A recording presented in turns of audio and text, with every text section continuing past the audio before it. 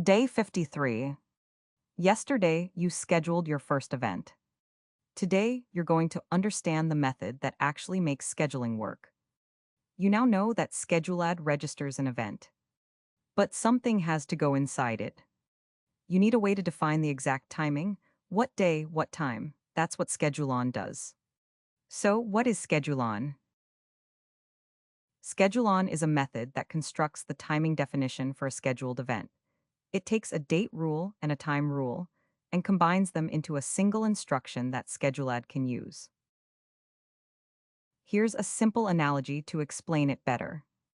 On the left, we have the calendar invite. On the right, Schedule.On. Imagine creating a calendar invite. You don't just pick a time, you also pick a date. Every Monday at 9 a.m. is different from every Friday at 4 p.m. The invite only makes sense when both pieces are there. The calendar invite here says, a complete event needs both a day and a time. Schedule.On works exactly the same way.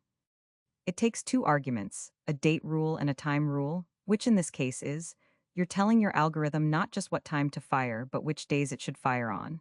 Without both, the schedule is incomplete. With that, we wrap up the simple introduction of the concept of Schedule.On in QuantConnect. Here's a quick knowledge check. Schedule.On requires both a date rule and a time rule to define when an event fires, true or false. And the correct answer is true. Schedule.On takes both. The date rule controls which days it fires. The time rule controls what time on those days. You need both to have a complete scheduled event.